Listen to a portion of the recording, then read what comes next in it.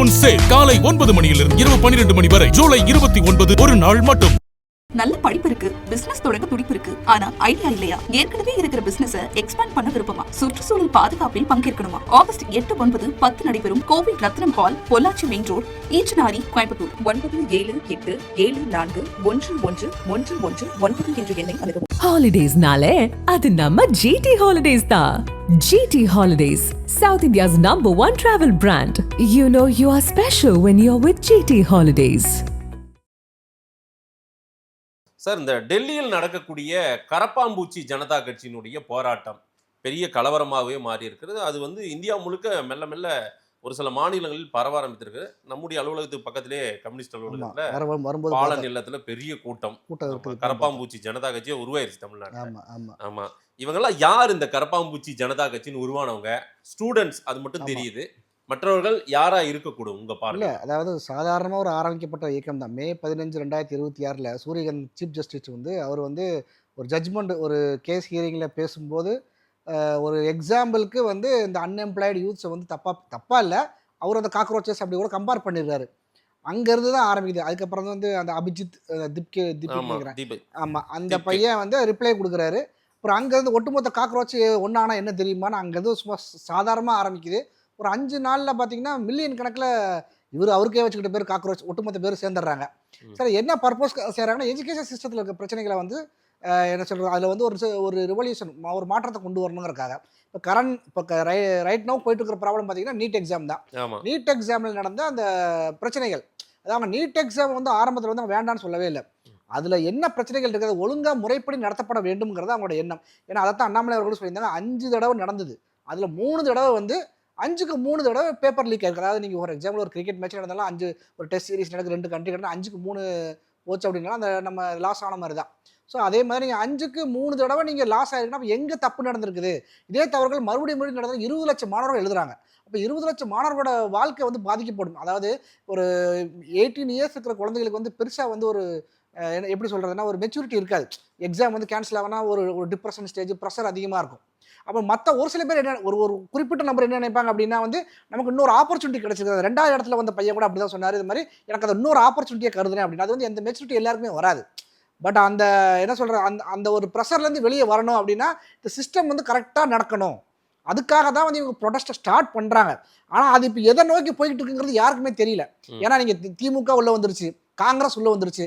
இதை நீங்க முதல்ல வரல சார், ஆதரிக்கிறாங்க சார். ஆதரிச்சா நேரடியாவோ மறைமுகமோ செய்யறாங்களா உங்களுக்கு? அதாவது எங்கு போராட்டம் நடக்கிறதோ அந்த போராட்டம் எதுக்கு? மக்களுக்கான போராட்டம், மாணவர்களுக்கான போராட்டம். போராட்டம் நடக்கிறது திமுக உள்ளே போக கூடாதா? காங்கிரஸ் உள்ளே போக கூடாதா? போராட்டம் காரணம் என்ன? என்ன பேச்சு இது?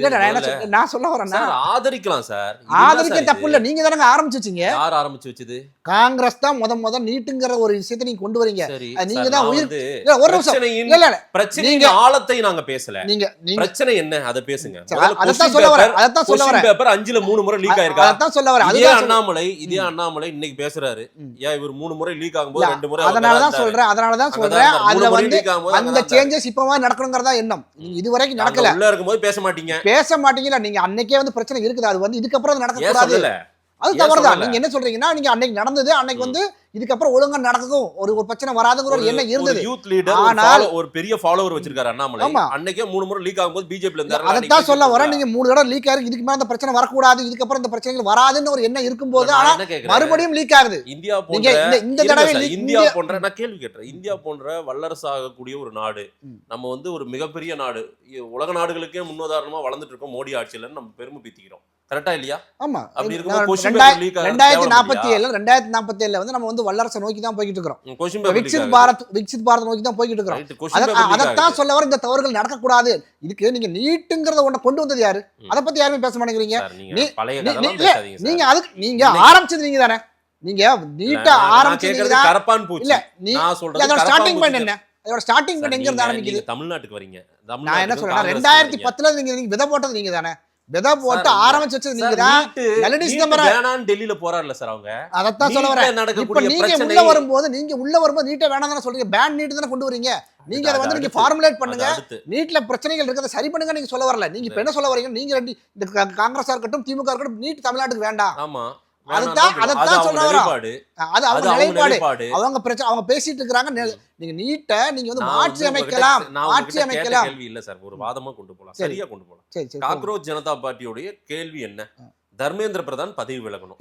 சரி, அதுதான கோரிக்கை, அவங்களுடைய பெரிய டிமாண்ட். அதாவது நீட்ல பிரச்சனைகள் வரக்கூடாது, தர்மேந்திர பிரதான் அதுக்கு பொறுப்பேற்று முழுமையாக பதவி விலகணுங்கிறது அவங்களோட எண்ணம். ஓகேங்களா? இதுக்கப்புறம் வந்து அதனாலதான் சொல்றாங்க, இதுக்கப்புறம் உடனடியாக கைது பண்ணிருக்காங்க. கைது பண்றதை விடுங்க, நெக்ஸ்ட் இயர்ல இருந்து அது கம்ப்யூட்டர்ஸ்டா கொண்டு வராங்க. அதுக்கு எல்லாமே வந்து ஒத்துக்கிட்டாங்க. இப்ப பிரச்சனை என்னன்னா, இதுக்கப்புறமா இந்த பிரச்சனைகள் எதுக்கு எப்பவுமே வரக்கூடாது, 20 லட்சம் மாணவர்கள் பாதிக்கப்படக்கூடாது அப்படிங்கறத அவங்களோட எண்ணம்.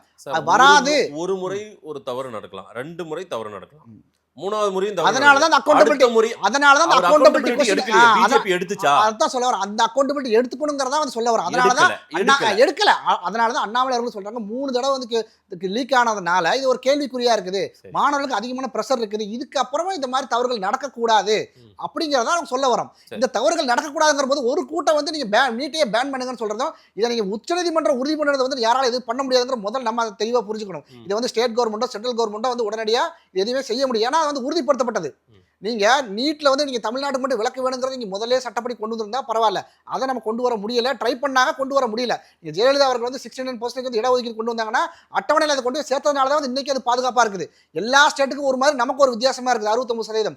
அதே மாதிரி நீங்க நீட் எங்களுக்கு வேண்டாங்கிறத வந்து நீங்க வந்து காங்கிரஸ் கூட இருக்கும்போது நீங்க செஞ்சிருந்தீங்கன்னா பரவாயில்ல. நீங்க அன்னைக்கு உங்களால செய்ய முடியல. 2010 ஆரம்பிக்கிறீங்க.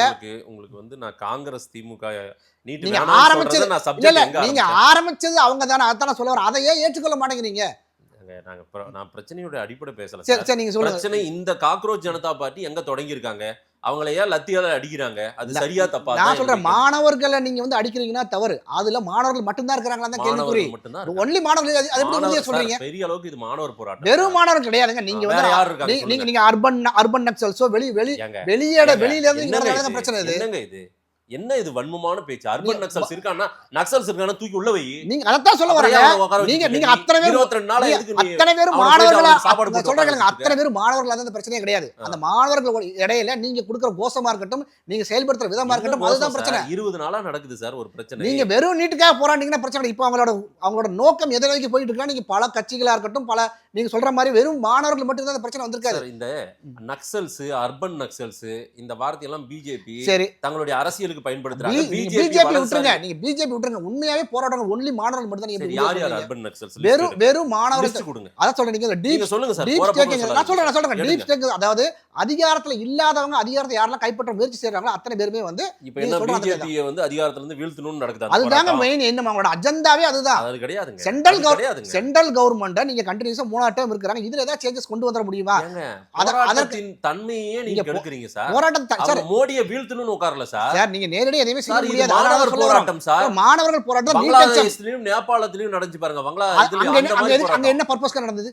எது? நீங்க பங்களாதேஷ், ஸ்ரீலங்கா இங்க என்ன பர்பஸ்க்கு நடந்தது? அது வேற நிகழ்வு. அதான் சொல்றேன்.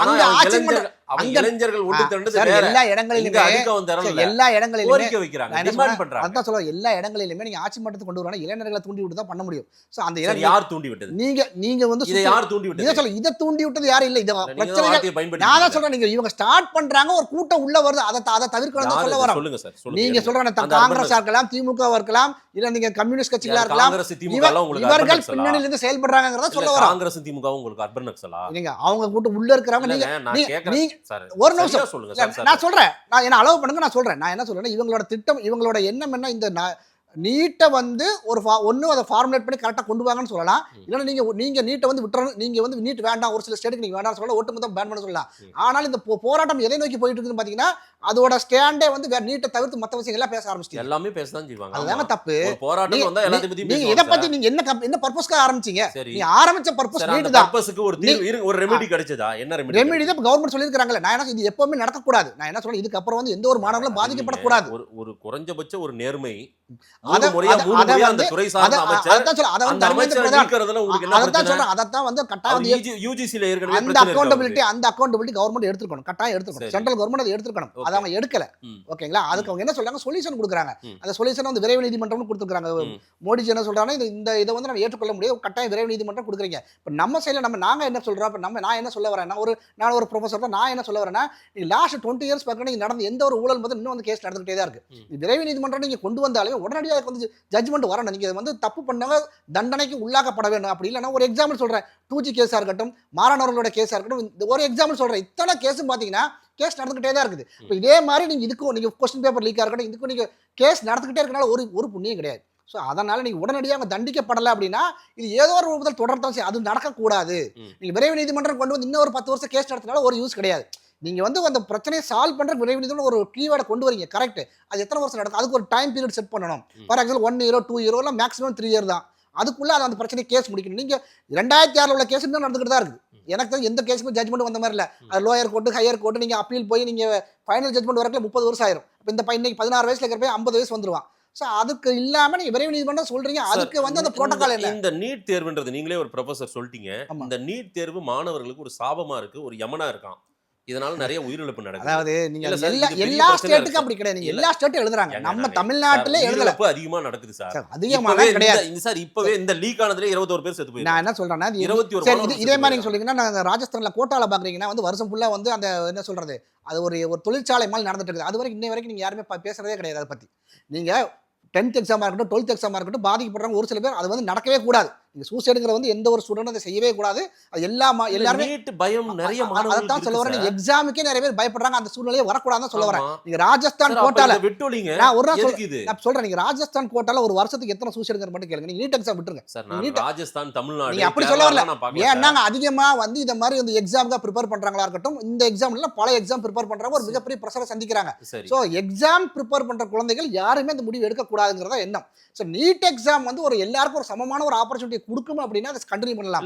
இல்ல இத மாதிரி பிரச்சனைகள் வருது அப்படின்னா அதுக்கு வந்து கவர்மெண்ட் தான் சொல்லுது. தென் மாநிலங்கள்ல குறிப்பா தமிழ்நாடு உட்பட, தமிழ்நாடு மட்டும் தாங்க வேணாம் சொல்றோம். வேற யாரும் சொல்லிடுறாங்க. தென் மாநிலங்கள்ல சில மாநிலங்கள் இது கொஞ்சம் ஒரு எதிர்ப்பு மனநிலையில தான் இருக்காங்க. ஆரம்பத்துல அட்டெண்ட் பண்ணிட்டாங்க 2-3 தேர்வு. நம்மளும் அவங்களுக்கு ஈக்குவலா வர்றோம். சரி போறோம், ரைட், ஓகே. ஆனாலும் வட மாநிலங்கள்ல இந்த அளவுக்கு நீட் தேர்வுக்கு எதிர்ப்பு இல்லாம தான் இருந்துச்சு. ஆமா. ஆனா இப்ப அங்கேயே கிளம்பிருச்சு, டெல்லியில உட்காந்துட்டாங்க. அதான் சொல்ல வரேன், மொத்தமா திரண்டு வர்றவங்க எல்லாம். அதான் சொல்ல வரேன். வட மாநில ஒரு சிஸ்டத்துல இல்ல, அத ஒரு சிஸ்டத்துல பிரச்சனை வந்து அதை சால்வ் பண்ணல. ஒரு ஃபார் எக்ஸாம்பிள் மிகப்பெரிய கப்பல்ல சின்ன ஓட்டம் இருந்தாலும் நீங்க வந்து கப்பல் நல்லா இருக்குது, கடல்ல எவ்வளவு பெரிய அலை அடிச்சாலும் வந்து நாங்க கப்பல் வந்து போயிருந்தாலும் ஒரு சின்ன ஓட்டம் தான். நீங்க 3 தடவை கொஸ்டின் பேப்பர் லீக் ஆகுது, யாருமே ஏற்றுக்கொள்ளவே முடியாது.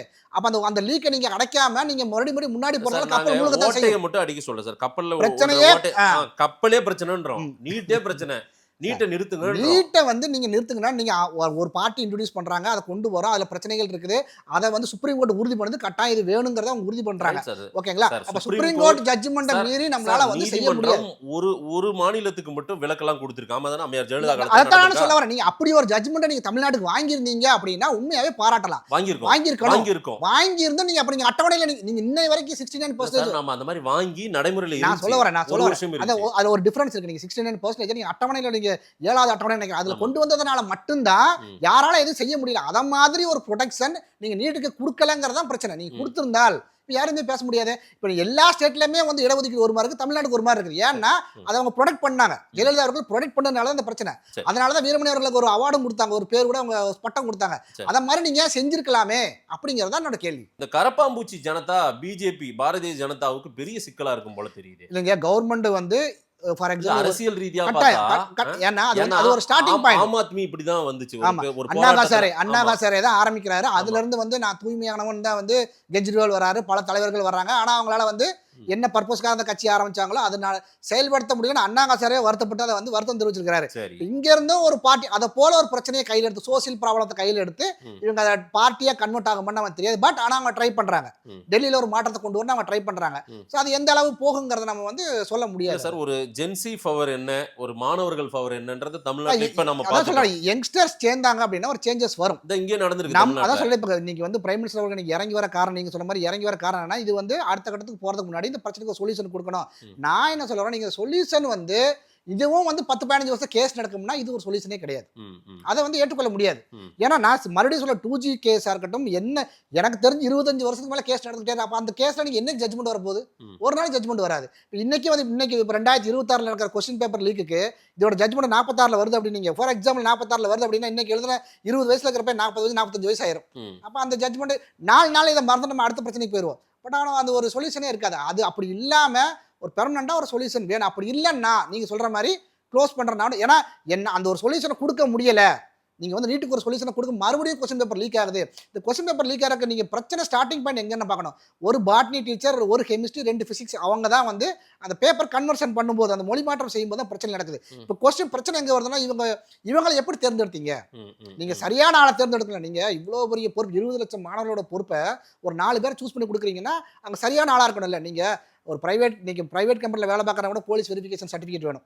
நீங்க இந்த 4 பேரை நீங்க சூஸ் பண்ணி கொடுத்துருக்கீங்கன்னா அங்கேயே தப்பு நடக்குது. ஸோ தவறுகள் அங்கேயே நடந்திருக்க கூடாது. நீங்க சரியான ஆளை சூஸ் பண்ணியிருக்கணும். ஏன்னா ஒரு சில பேர் வந்து பணத்துக்காக வேலை பார்க்கறவங்க ஒரு பெரிய பொறுப்புணர்வு இருக்கும். நீங்க நான் ஒரு ஆசிரியருங்கனால சொல்ல வரேன். இப்போ நம்மளை நம்பி இத்தனை பேரோட கொஸ்டின் பேப்பர் செட் பண்றோம் அப்படின்னா கேர்ஃபுல்லா இருக்கணும். இதுல தப்பு நடந்தாலும் 20 லட்சம் மாணவர்கள், நீங்க பாட்னில பேப்பர் லீக் ஆனாலும், பிசிக்ஸ்ல லீக் ஆனாலும், எதில் லீக் ஆனாலும் ரீ எக்ஸாம் எழுதணும். இப்போ 20 லட்சம் மாணவர்களோட பொறுப்பு நம்ம கையில் இருக்குன்னா அந்த அவங்க எப்பேற்பட்ட ஆட்களை தேர்ந்தெடுத்துக்கணும். தவறுகள் அங்கேயே நடக்குது. நீங்க வந்து அதிகாரிகள் மட்டும் தொடர்ச்சியா தவறுகள் நடக்குதுன்னா இந்த அரசாங்கம் சரியில்லை. அதான் சொல்ல வர, அங்க பிரச்சனை இருக்குது. அந்த பிரச்சனைகள் சரி செய்யப்பட வேண்டும். அமைச்சரை ஏன் பாதுகாக்கணும்? அதான் சொல்ல, பாதுகாக்கவே கூடாதுன்னு சொல்ல வர. மோடி பாதுகாக்கிறாரு, இல்ல அதை செய்யக்கூடாது. அந்த பிரச்சனைகள், அதாவது நீங்க தர்மேந்திர பிரதான் அவர்கள், நீங்க வந்து இதுக்கு முந்தின கவர்மெண்ட்ஸ், பழைய கவர்மெண்ட்ஸ்லாம் நீங்க எடுத்து பாக்குறீங்கன்னா, ஒரு ரயில்வே மினிஸ்டர் காங்கிரஸ் பீரியட்ல அவர் பேர் வர மாதிரி, ரெண்டாவது லால் பகதூர் சாஸ்திரி, அவர் வந்து ரயில்வே மினிஸ்டர் இருக்கும்போது ஒரு தடவை எனக்கு தெரிஞ்ச நான் இது கரெக்டாக இருந்தா ஒரு ரயில்வே மினிஸ்டருக்கு ஒரு விபத்து நடக்கும்போது ரிசைன் பண்றதுக்கு ரெடியா இருந்தார். அவர் ரிசைன் பண்ணினாரு நினைக்கிறேன். அது காங்கிரஸ்ல பல அமைச்சர்கள் இத மாதிரி தவறு நடந்தா ரிசைன் பண்ணிட்டு, அதே மாதிரி அமித்ஷா அவர்களும் வந்து அவர் மேல ஒரு அலிகேஷன்ஸ் வரும்போது ரிசைன் பண்ணிருக்காரு. அத்வானி அவர்களும் வந்து ரிசைன் பண்ணிருக்காங்க. நான் என்ன சொல்லுவேன்னா, நம்ம மேல ஒரு அலிகேஷன் வந்துருச்சு அப்படின்னா அது ரிசைன் பண்ணி நான் குற்றமற்றவன்னு ப்ரூவ் பண்ணிட்டு மறுபடியும் வந்திருக்காங்க நிறைய பேர். அதை போல இவர் ஏற்றுக்கொண்டாருன்னா சரி. இதே தர்மேந்திர பிரதான் அவர்கள் 97 ஒடிசா கவர்மெண்ட்ல இதை மாதிரி பேப்பர் லீக்லாம் போராடினாரு. ஸோ அதை அவங்க தார்மீக பொறுப்பு தானாக முன் வந்து எடுத்திருந்தால் அவரோட இமேஜ் தான் அதிகமாக இருக்கு. பட் அது அந்த இடத்துல அது வந்து செய்திருந்தா நல்லா இருக்குங்கிறதா அந்த எண்ணம். பட் இது மறுபடியும் எந்த ஒரு காரணத்தும் நடக்கக்கூடாது இந்த பேப்பர் லீக். அதாவது இது ஸ்டார்டிங் பாயிண்ட் எங்க தப்பு நடக்குன்னா, நீங்க ஆசிரியர்களை சூஸ் பண்றீங்கல்ல, அது அங்கேயே தப்பு. எல்லாமே பிரைவேட் டீச்சர்ஸ் பல பேர் இருக்கிறாங்க. ஸோ அதன் மாதிரி ஆட்கள் நீங்க கரெக்டாக தேர்ந்தெடுத்திருந்தால் இங்கே நடந்திருக்காது. இப்போ நீங்க காசுக்கு ஆசைப்பட்டதுனால தான் அவங்க செய்யறாங்க. ஒரு சில பேர் வந்து ஒரு நல்ல நேர்மையான ஒரு உண்மையான இந்த அவார்டு வாங்கின டீச்சர்ஸ்லாம் நிறைய பேர் இருக்காங்க. நான் என் மாணவர்கள் தான் முக்கியம், நீ எத்தனை லட்சம் கோடி கொடுத்தாலும் எனக்கு காசு வேண்டாம், நான் லீக் பண்ண மாட்டேன்னு அதை மாதிரி எண்ணமுடைய ஒரு நல்ல டீச்சர்ஸ் இங்கே தேர்ந்தெடுத்திருந்தால் இந்த பேப்பர் லீக்கே நடந்து. நான் என்ன கேட்குறேன், இந்த போராட்டத்தை தொடங்கிய அபிஜித் தீப்கேவும் சோனம் வாங்சுக்கும் இவங்கெல்லாம் வந்து உண்ணாவிரதத்திலே தன்னுடைய உயிரை பணைய வச்சே நிற்கிறாங்க. அதுக்கு பிறகு பல இன்னைக்கு அவர் உண்ணாவிரத்தை வாபஸ் வாங்குறாரு நினைக்கிறேன். அது பிஜேபி தரப்பே கையில் எடுத்து பண்ணியிருக்காங்க. நல்ல விஷயம். ரைட். நான் என்ன கேட்குறேன், இதை 20 நாள் 22 நாள் வளர விட்டது ஏன்? இத்தனை நாள் அதற்கு ஏன் வந்து ஒரு சமாதான பேச்சுவார்த்தைக்கு அதை முதல்ல செஞ்சிருக்கணும். நீங்க வந்து ஒரு பிரச்சனை ஆரம்பிக்கும் போதே வந்து நீங்க முதல்ல செஞ்சிருந்தீங்கன்னா, நீங்க ஃபார் எக்ஸாம்பிள் நானே சொன்ன நிறைய பேர் தேவையில்லாம ஊடுருவல் வந்தாங்க அப்படிங்கிறேன், அதெல்லாம் நடந்திருக்காது. நீங்க ஆரம்பத்திலே கூப்பிட்டு பேசிருக்கலாம். இந்த நகர்ப்புற நக்சல்னு சொல்றீங்க, அர்பன் நக்சல்ஸ் அதான் வெளியில இருந்து பாக்குறது தெரியாது யார் அவங்க. அதான் சொல்றேன், இந்த மாணவர்கள் என்ற போர்வையில் இருக்கக்கூடிய வெளிநாட்டு சக்தியின் உதவியோட செயல்பட ஒரு 10 பேர் இதுல காட்டுங்க, இந்த போராட்டத்தில் கலந்துக்கிட்டு அவங்களோட ஐடென்டிபிகேஷனோ நீங்க ஆதார் கார்டு டீடைல் இதுமே இப்ப நம்ம கிட்ட கிடையாது. ஆனால் அந்த போராட்டம் நீங்க வந்து அவங்களுடைய நேச்சர் ஆஃப் நான் சொல்றேன், அவங்க என்ன வேலை செய்வாங்க, இந்த போராட்டத்தை திசை திருப்பணும், இந்த கவர்மெண்ட்டுக்கு எதிராக திருப்பணும். இந்த நீங்க போராட்டம் நடக்க ஜந்தர் மந்தர்ல, நீங்க அதை விட்டுட்டு ராகுல் காந்தி எதுக்கு நீங்க பிரைம் மினிஸ்டர் வீட்டு கொண்டு போய் படுத்து கிடக்குறாரு? ராகுல் காந்தி எதுக்கு அந்த மாணவர்கள் அடிச்சீங்கல்ல, நீங்க போராட வேண்டிய இடம் எந்த இடம் சார்? நீங்க போராட வேண்டிய இடம் எந்த இடம்? மாணவர்கள் மேல கை வச்சு பிரதமர் கிட்ட நீங்க நியாயம் கேட்க போறாங்க. இது கரெக்ட். நீங்க சொல்ற மாதிரி 2011 சிதம்பரம் அவர்கள் ஒரு வார்த்தை சொல்றாரு, நீங்க ரோட்ல நின்று போராடுறீங்கன்னா சட்டம், நீங்க வந்து உண்ணாவிரத போராட்டம் நடத்தி வந்து ஒரு சட்டத்தை உங்களால் ஏற்க முடியும் அப்படின்னு எங்களுக்கு பார்லிமெண்ட் வடிச்ச நீட் ஃபார் த பார்லிமெண்ட் இதே சிதம்பரம் அவர்கள் சொல்றாங்க. நீங்க வந்து அவர் என்ன சொல்றாரு, போராட்டத்தின் மூலம் ஒரு தீர்வை நீங்க கொண்டு வர முடியும், அதன் மூலம் ஒரு சட்டத்திட்டத்தை கொண்டு வர முடியும்னா அப்புறம் நாங்க எதுக்கு இருக்கிறோம், அப்புறம் நாங்க எதுக்கு பார்லிமெண்ட்ங்கிற வார்த்தையை சொன்னது யார் அப்படின்னா சிதம்பரம் அவர்கள்.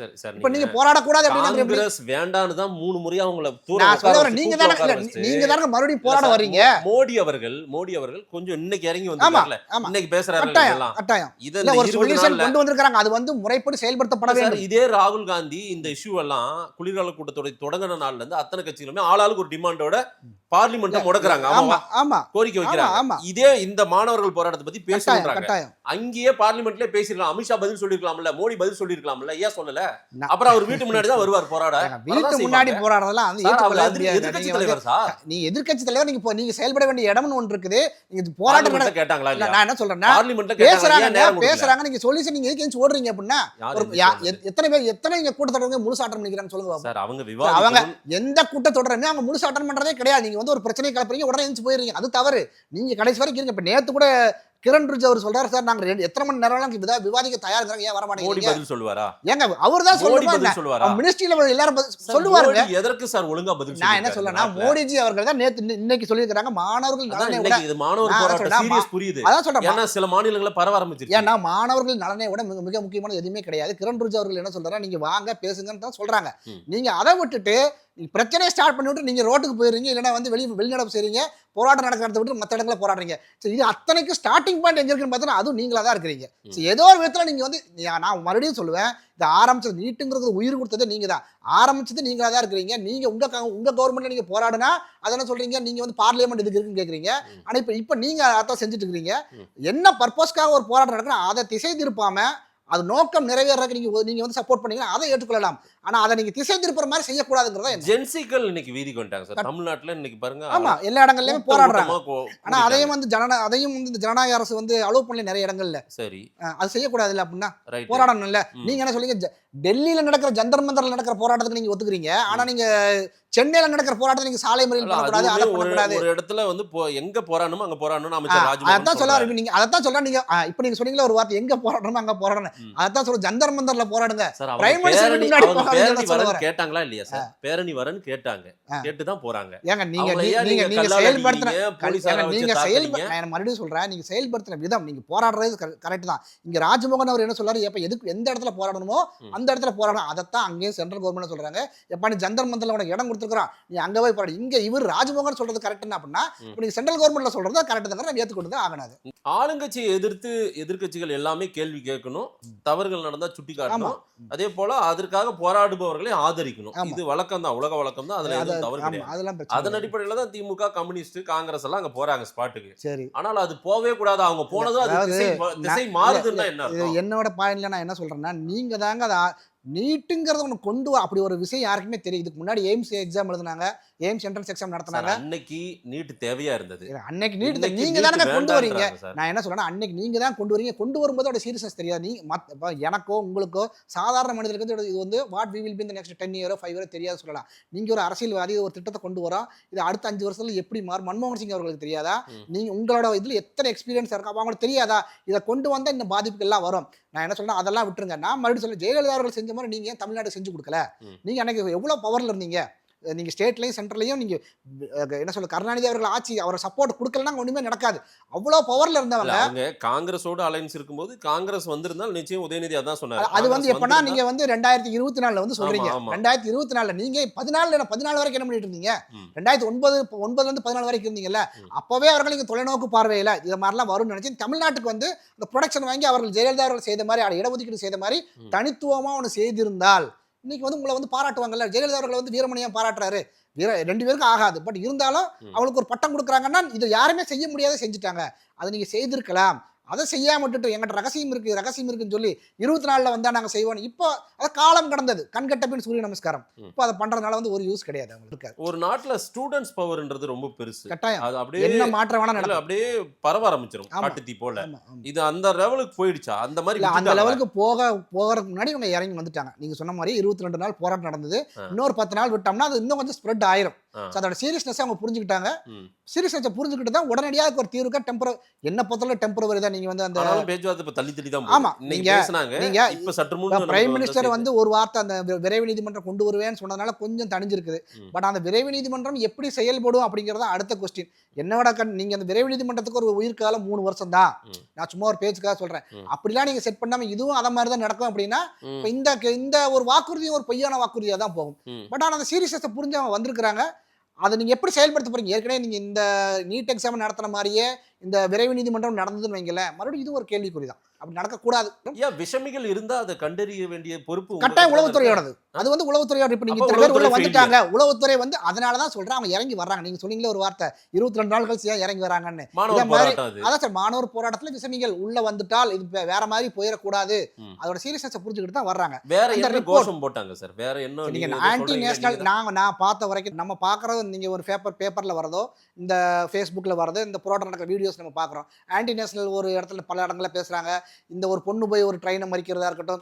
எதுக்கு நீங்கள் என்னென்னா ஒரு உண்மையாகவே நீட்டுக்கு போராடுறவங்க இது மாதிரிலாம் வந்து தீவிரமாக போராட முடியாது. அந்த அந்த அந்த அந்த எப்படி சொல்கிறது, அந்த வேகமாக இருக்கட்டும் அந்தளவு இருக்காது. நீங்கள் 2-3 வீடியோ பார்த்துட்டிங்கன்னா தெரியும்.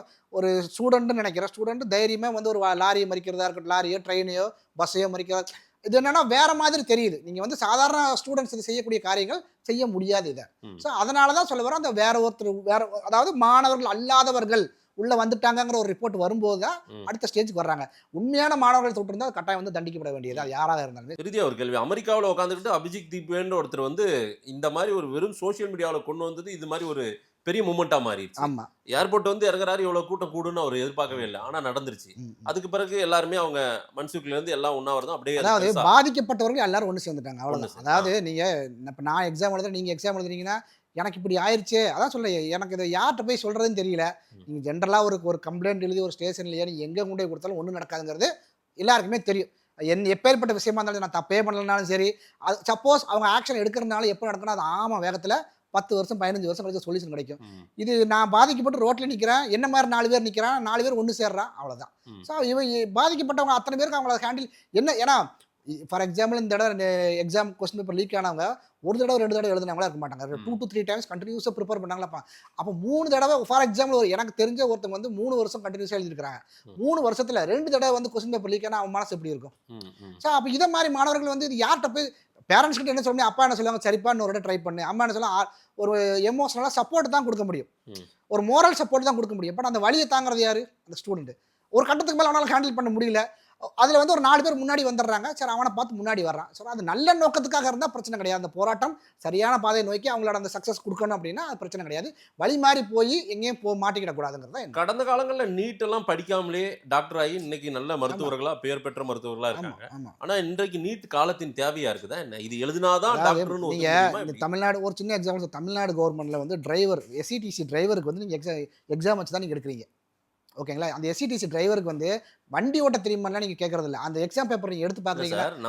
நான் என்ன சொல்றேன்னா அந்த என்ன தேவை எழுந்திருக்கு, அதான் சொல்றேன். நீங்க பேசிக் நாலேஜ் வந்து கோச்சிங் கிளாஸ் நடத்துறதுக்கு சம்பாதிக்கிறதுக்கு, நீங்க கோச்சிங் கிளாஸ் இத ஒரு அது வந்து நீங்க கவர்மெண்ட் ஸ்கூல்ல படிக்கிற குழந்தைகளுக்கு கோச்சிங் கிளாஸ் போய் சேருதானே? சேரல. அத கட்டாயம் ஏத்துக்கு. நீ கிராமப்புறங்கள்ல நீட் எக்ஸாம்னு என்னன்னு தெரியாத கவர்மெண்ட் ஸ்கூல் இருக்காங்க, எப்படி போய் படிக்கணும், எங்க போய் படிக்கணுங்கிற தெரியாதவங்க இருக்காங்க. அந்த இடத்துல வந்து பிரைவேட்ல யார்கிட்ட பணம் இருக்குதோ அவங்க தான் வந்து முன்னுக்கு வராங்க.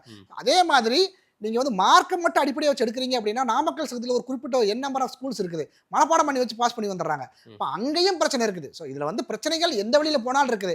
பட் இதில் பாதிக்கப்படுறது யாரும் பார்த்தீங்கன்னா கவர்மெண்ட் ஸ்கூல் தான். இப்போ நீங்கள் 7.5% கொடுத்ததுனால தான் வந்து இத்தனை பேர் வந்தாங்களோ ஒழிய இங்கே 7.5% இல்லாமல் நீங்கள் அதை விளக்கிட்டு பார்க்குறீங்க அப்படின்னா அந்த MBBSல போய் சேர்ந்தவங்க எண்ணிக்கை கம்மியாக தான் இருக்கும். ஸோ அந்த சொல்யூஷன் அந்த 7.5 கொடுத்த மேலே இன்னொரு 15% வரைக்கும் நீங்கள் வந்ததுன்னா அது ஒரு பூதமாகவே தெரியுது நீட்டுன்றது. இல்லை அதான் சொல்கிறேன், நீங்கள் வந்து கிராமப்புறம் இன்னைக்கு நீங்கள் டவுன் சவுத்துலேயோ நீங்கள் ஏதாவது இன்டீரியரில் போய் ஒரு கவர்மெண்ட் ஸ்கூலில் போய் அங்கே இருக்கிற ஆசிரியர்கள்கிட்டையும் மாணவர்கிட்டையும் நீட்டுன்னா என்ன, அதுக்கு எப்படி படிக்கணும்னு கேட்டிங்கன்னா தெரியாது. இதுதான் ரியாலிட்டி. அதே ஒரு பிரைவேட் ஸ்கூலில் போய் கேட்டிங்கன்னா அந்த குழந்தைகள் தெரியும். ஸோ அங்கே வந்து பணம் தான் ஒரு முக்கியம். அப்போ பிரைவேட் ஸ்கூலில் காசு இருக்கிறவங்க குழந்தை, காசு இருக்கிற பேரண்ட்ஸ் வந்து கட்டி படிக்க வச்சிடறாங்க. ஸோ அப்போது அதாவது டாக்டர்கள் அதிகமாகுவதை குறைப்பதற்கான ஒரு வழி கூட இது வந்து ஒரு நூதனமான ஒரு அரசியல் நடக்குது. 20 லட்சம் பேர் நீங்கள் எழுதுறதுல 11 லட்சம் பேர் பாஸ் ஆனாலும் 11 லட்சம் பேர் சீட்ஸ்லாம் நம்மகிட்ட கிடையாது. அப்போ நீங்கள் கடந்த 50 அதாவது கடந்த 5 to 10 இயர்ஸில் பார்த்தீங்கன்னா 5000 சீட் இருந்து நீங்கள் 13,000 சீட் வந்துருச்சு. சீட்ஸ் கொஞ்சம் கொஞ்சமாக நம்பர் ஆஃப் காலேஜஸ் இன்க்ரீஸ் ஆகுது.